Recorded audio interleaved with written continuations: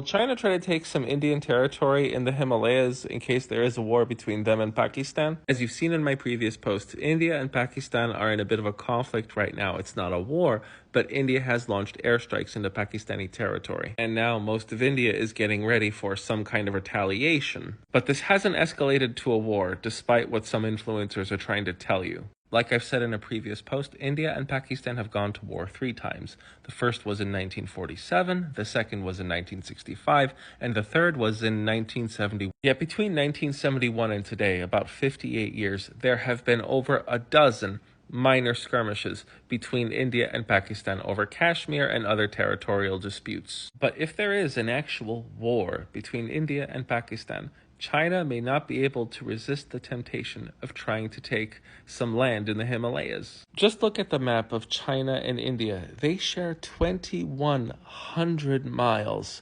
of border. And the reason why I mentioned China possibly trying to take some Indian land is they've done it before. After World War II, China and India have gone to war twice. The first time was in 1962 with a clear Chinese victory, and they got to take a piece of Kashmir and Jammu. But the second war between these two countries was in 1967, and the Chinese got wiped out. Back in those days, China's military was nowhere near as powerful as it is today. In 2023, China showed a disregard for its neighbors' territorial sovereignty when they redrew their map, which included territory in Russia, India, Malaysia, the Philippines, and at least once every other year, there are reported clashes between India and Chinese soldiers as Chinese soldiers are trying to cross into Indian territory and then beaten back. And the question is, if India goes to war with Pakistan, will China be able to resist the temptation to not take those little bits of territory at the risk of losing India in the BRICS partnership?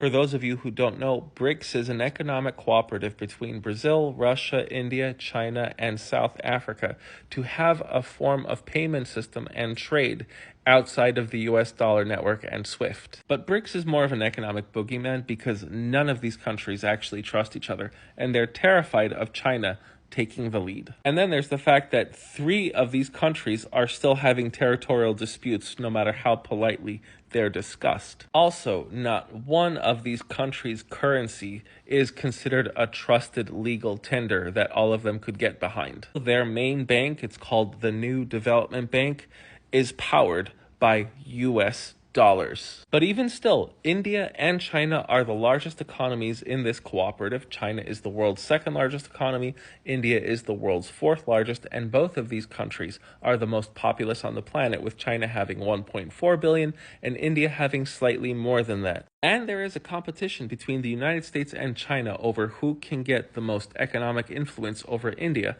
Since India has so much room for economic development, they have a very young population and they are resource rich. Remember that there are 2.8 billion people between China and India, and having them trade in their own currencies instead of US dollars can somehow hamper a little bit of US dollar dominance and give China and India maybe a little bit more economic power. But if China goes for a land grab in India, then BRICS is dead in the water. But for all we know, BRICS has already been dead in the water, and China wants to go with a success they know they can achieve and get some free land. Then China would have to contend with the United States military agreeing to help India if any such incursion happens. The reason why India has been able to find these mini Chinese incursions along the Indian border is because the US military is surveilling them. Now, if China does try to do a repeat of 1962 and the United States military can pinpoint